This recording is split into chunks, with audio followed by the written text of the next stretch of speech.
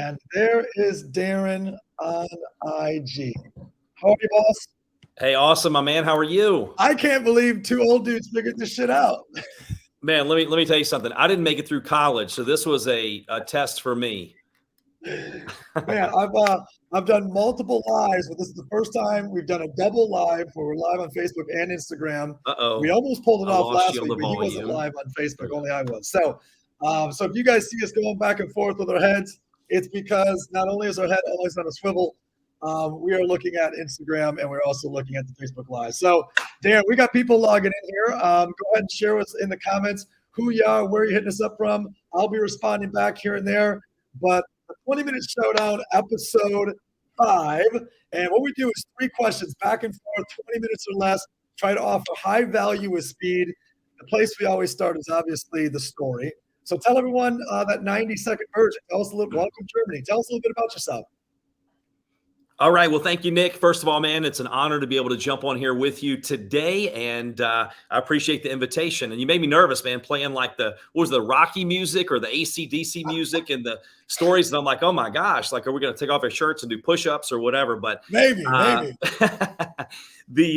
no, man, and it's very humbling to be on here with you. Yeah. So my story, for 30 years, I've been an entrepreneur.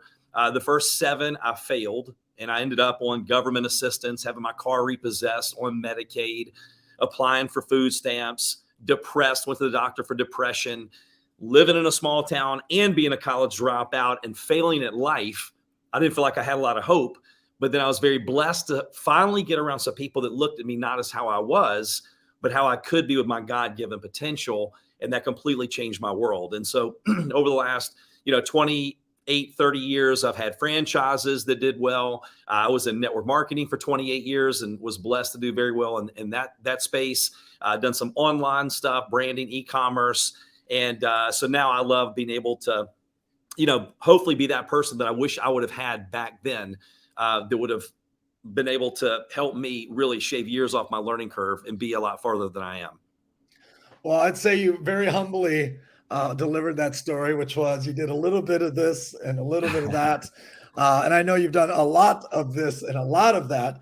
This doesn't count as one of the questions. I just want to create some context for everybody that's listening. How big were you? And pick one of the industries. Let's go with the direct sales industry. How many countries? What type of sales volume? Humility is a beautiful thing, but we only got now 18 minutes to get across to everybody the level of success that you've had. You're an author. So tell us a little bit about the size of some of the stuff you built. Yeah, so the network marketing space, multiple 7-figure earner. We did hundreds of millions of dollars in revenue. The biggest team was a couple 100,000 plus people. And it's never about one person, obviously. It's about a team. But at the same time that I went to the top of that company, I also built my mom, a multiple 7-figure, in sales business. And, top recruiter, top retention, top sales. I was just blessed to go to the right mentors that helped me learn exactly what to do, and traveled all over the world, multiple countries.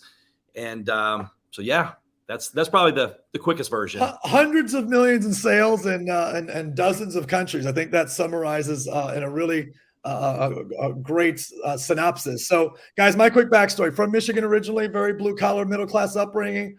All 4 grandparents worked at the same factory. Had a trickle down effect. I wanted to be rich one day, but can't sing, can't dance, can't rhyme, can't act, can't do anything illegal. So sports it was. While playing sports, found entrepreneurship, the direct sales networking industry, made my first million at 25. Company went out of business, bought the assets of it, created a company called Visalis, ran that up to 35 million a year. It crashed in the recession, pivoted, same company, but launched a new vertical that didn't exist called challenge-based marketing. We bought challenge.com. We were the first people to Facebook with before and after pictures. We ended up doing 2.2 billion in sales, 19 countries, 3.6 million customers. That company was acquired a couple of years ago. I currently have an organization called the Catalyst Group, which is a sales accelerator for top sales professionals, and also work passively with Prove It.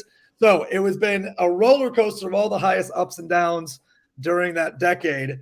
Let's dive into the showdown. So I'll start. My first question for Darin. What I love about having you on, which is different than some of the folks I've had on in the past, top sales professionals, great entrepreneurs. But when I look at you, I classify you as a top leader. And leadership is a huge distinction between sales or marketing or ops or tech. Leadership is a category of its own. So if somebody who's watching this desires or strives, and maybe you can give your definition of leadership, but somebody here is desiring and striving to become a great leader one day, what will that require? Over to you, brother. Yeah, so I made the mistake one time of telling someone that was a mentor of mine, hey, listen, once I get to a certain level or a certain rank or a certain income, then I will start to do some of the things that you're sharing with me to do. And that mentor told me, thank God, what I needed to hear, not what I wanted to hear, which was, Darin, you don't make what you want, you make what you are. And you don't attract what you want, you attract what you are. And so if you want to be, if you want to make more, you need to become more.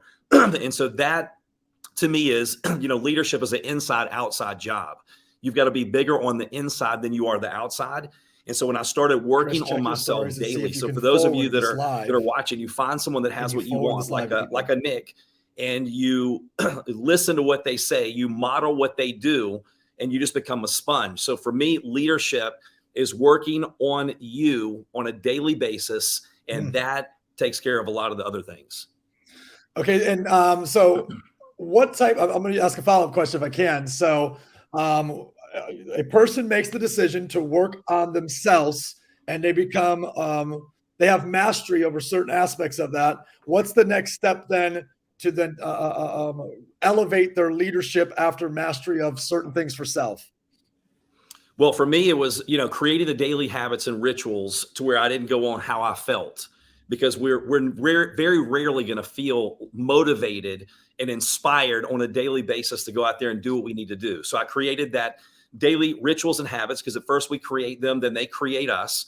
And then I became very intentional about my associations.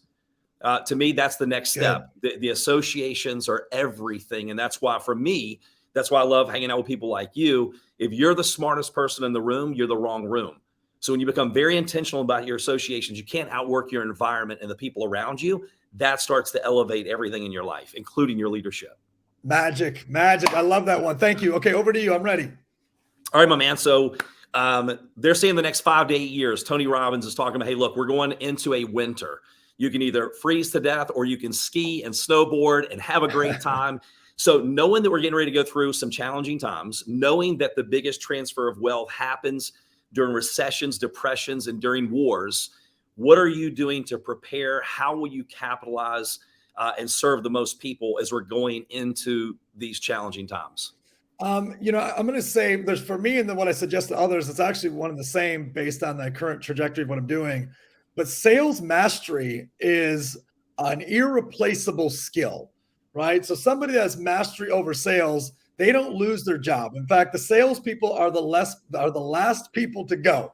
If they fired you as the salespeople, that means the company is done. It's going out of business. They're shutting the door. So salespeople that are good do not get let go. So you can be a solopreneur and you can say, well, I'm not good at sales. I'm a graphic designer. Well, you better get good at sales, because you're going to have to outsell the other graphic designers to get that business. Well, I don't sell. I'm a tech person. Well, you better get good at sales so you can outsell your positioning and your value inside of the tech space. So I think sales mastery is the number one thing that will outlast recession. Because look at all the real estate agents that absolutely just killed it in 2021 or 2020, 2021. That was just downhill. People were showing up buying shit just because. Now we're going to see who the best salesperson is, who's the person with the most influence, the person with the best skills and the best capacity. And that's very different than selling downhill. In a great environment of when the recession is great, marketing wins. When the recession is shit, sales wins. So you better get really good at sharpening your skills from a sales perspective. That's my short answer. Yeah, no, I love it, because, that's, like you said, a lot of people made a lot of money during the last few years, but their income doesn't determine leadership. Rank doesn't determine leadership. And now that it comes back down to where, and also too, Nick, when things are going phenomenal, it's hard to gain market share. When we start going through challenging times, that's when, we really find out what we're made of. And I agree with you. People go, hey, I'm not a salesperson. I don't like sales. Everything is sales. It's just a matter of how you're phrasing or how you're explaining what selling is. A transfer of emotions. And when, and Nick, side story, I'll let you go back to your question. Back when I was with the company and they had major changes and I thought I'd be there forever, but there were circumstances that I couldn't control. When I left and I felt like I was at everyone else's mercy, I did exactly what you said. I go, I'm going to work on me so hard, work on my sales ability to where anybody in the world would do anything to want to have me work with them afterwards, because I want to be able to provide that much value. So that's exactly what you're saying. So thank you for that. You're welcome. Question number 2. What is the most difficult obstacle or failure that you've had to overcome in business that you're willing to share, in the 20-minute showdown?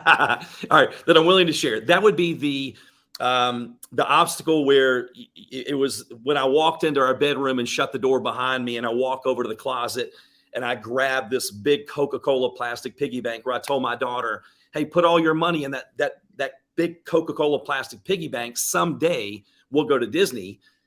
And by the way, I learned that someday leads to a town called nowhere. And she walks in that day and I'm going through the piggy bank on the floor, just trying enough to get milk and bread and peanut butter last a couple more days. And I'm looking around me. There's sheets tacked on our bedroom windows. The house looks abandoned. They've repossessed my car. I'm on depression medicine. I dropped out of college and I felt like a loser in life. And here I was going, God, how can I get this low where I can't feed my kids, can't support my wife? And then that was the day that it hurt bad enough. And Nick, that was the day I thought I had a pity party for myself. I was a victim.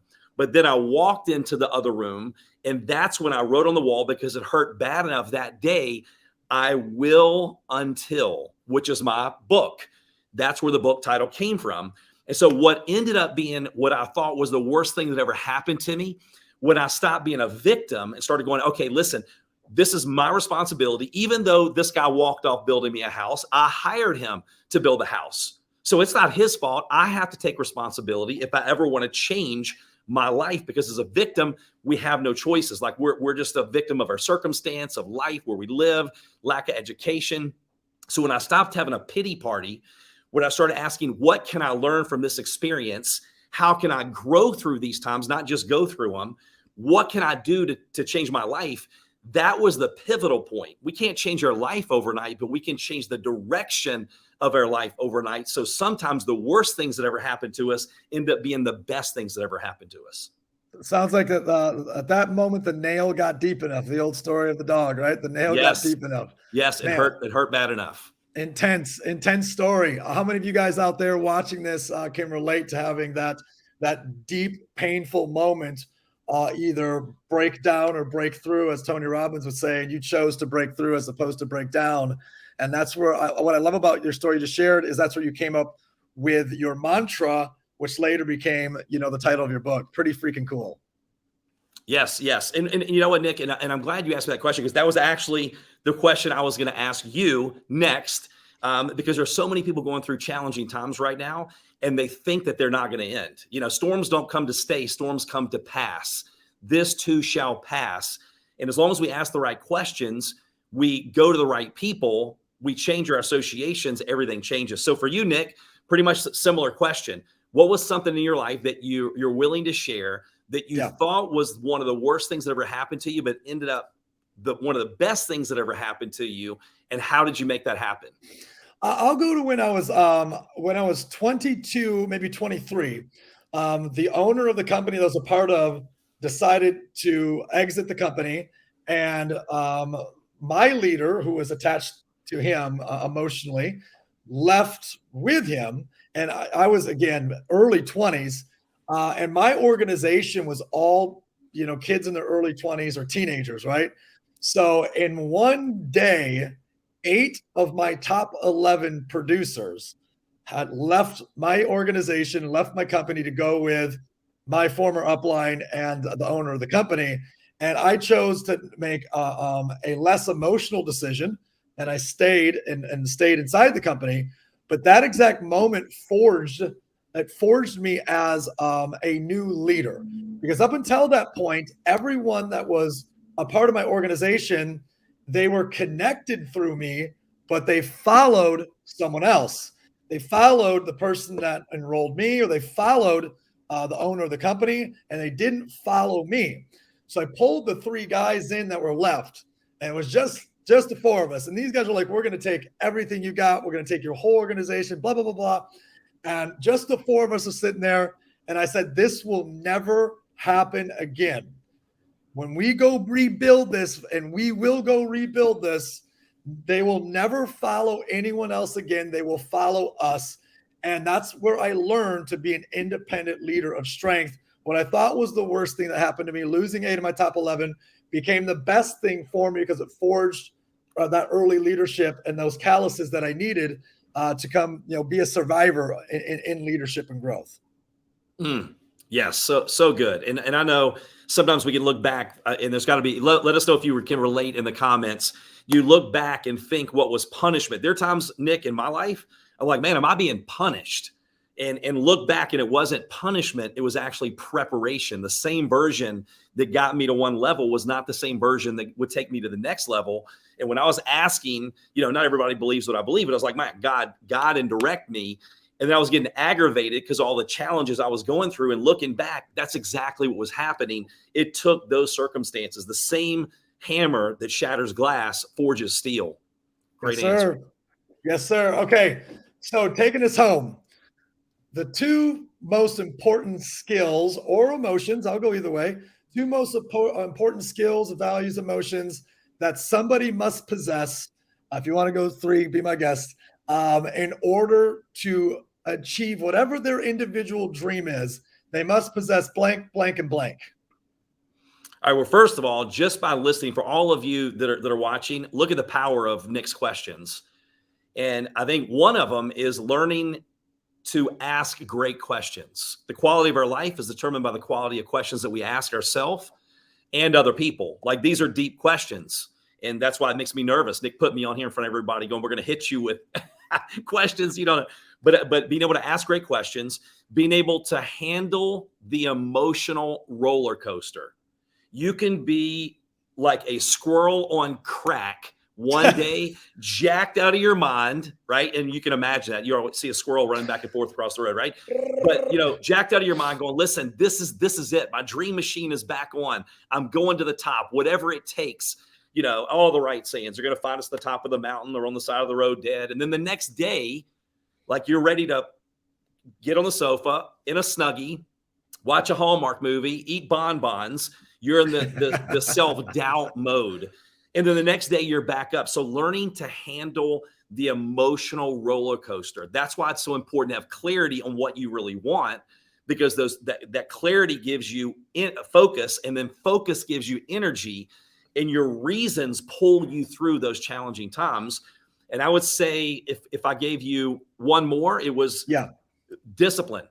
Being able to do it when you do not feel like it, because what does feeling like it have to do with accomplishing our goals and our dreams? So it's doing the things that most will never do to be able to eventually live a life that most people will never live.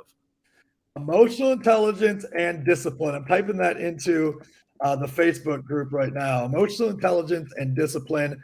Those are the 2 most important characteristics that Darin shares that you must have if you're going to achieve whatever it is that your goal or dream is. Doesn't matter how small or how big, you're going to be required to have emotional intelligence and discipline. That's right. Preach. Those are the last 2 comments that were in there. So, all right, I'm ready for the final question. We're actually doing really good, by the way.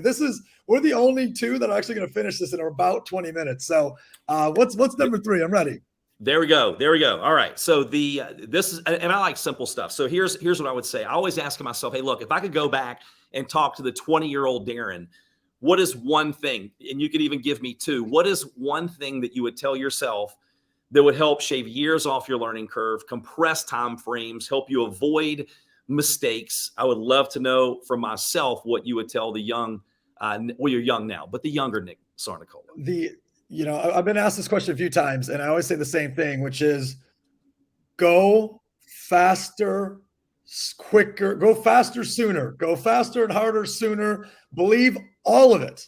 Have all the faith, believe all the cliches, believe all the stuff that seems cheesy, buy into it sooner, faster, and harder.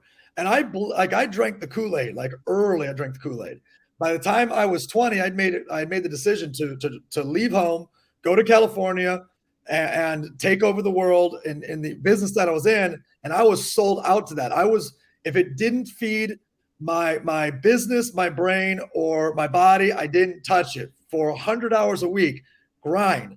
And the people that were there to validate that, they'd be like, well, how could you have done more? Because anyone that's ever had high achievement, like Kobe Bryant, when he drops 50, he goes and looks at the stat line. He doesn't go look at the 50. He looks at the amount of turnovers, or he looks at the 2 free throws that he missed. He looks at the lack of perfection or the missed opportunity. And I look back and say, man, I would have bought in even harder. I would have gone even faster. I would have sacrificed even more, even though most would say that I sacrificed as much as you could. Now, there was more to sacrifice. So if you're young out there, when else should you go hard? When else should you buy in? When else should you sacrifice? It only gets harder as you get older because the responsibilities increase, right? If you have children, it's harder to sacrifice everything than it is when you're 22 and you don't have any children. When you have, significant responsibilities of family and career, it doesn't mean you can't sacrifice everything when you're 40 or 60. It just means it's harder. When you're 20, 22, sacrifice all of it. Buy into to all the cliches of the books that you read, and people when they give you little like Darin literally gave you about 52 really good quotes. He's a walking quote book. He gave you about 52 awesome sayings, and I would be like, believe all of them. Believe everything he said to the T, and give it everything you got. Sacrifice all of it and do it early and often. That would be my advice. Man, it's so good. Yeah, I mean, if you think about, I know back in school when you're running a race and when you know the finish line is far away, it's very hard to get that last that motivation to go all in. But when you can see the finish line, you go for it. And I think a lot of times with success, we feel like it's so far away that we just are taking our time, and building a business is slow, is painful. So if you go all in, and for those of you, like I just turned 50, right? And you're going, hey, look, well, what about me? I'm older. It's a little bit harder, but guess what? You can make the rest of your life the best of your life. I was researching different stories of the day for a training I was putting together for a company, and I was looking at Colonel Sanders. I mean, this guy was rejected 1,009 times in his 60s. He believed in his recipe. He had belief, but then he went all in and crushed it. And so that's so good. Go all in and figure out what's really important to you. Great answer. Back to you, Nick. Okay, so guys, if you're watching replay, by the way, hit replay. Make sure you guys are sharing this. Make sure you're dropping comments in here. Feel free to ask questions and tag us, because this video is going to live on the wall. We can come back and answer these, whether it's a day later, an hour later, a week later, a month later. Where can everybody find you? What are you working on? Where can everyone find you? Well, right now I am doing a free 5-day challenge next week because, Nick, one of the things that took me a long time to learn is we will never get past our self-imposed limitations. Doesn't matter how much we learn, if we don't raise our internal thermostat, that invisible lid in our own head, then we're always going to self-sabotage and come right back to where we are. And so right now I'm launching a free 5-day challenge starting next week. I've never worked so hard to put together something for free as I have with this. But you go to ltlchallenge.com. It's Lift the Lid. It's called the Lift the Lid Challenge, but ltlchallenge.com. We're putting together a workbook. Just day one, I've got almost 50 slides we're going to be covering. So if you feel stuck, you're ready to break through that next level, go there and we will take care of you. Beautiful. Guys, I hope you had a great time today. That is episode 5. The 20-minute showdown in the books. We actually pulled this off in 24 minutes. I'm really impressed. Darin, thanks for being on. Come back and visit, see what people leave in the comments or whatever. And we're going to get you some reels to push out. And I hope everyone's had a great time. Follow Darin, share his stuff, and join his challenge. Thank you so much, y'all. Episode 5, that's a wrap. Thank you, Nick. Appreciate you, my man.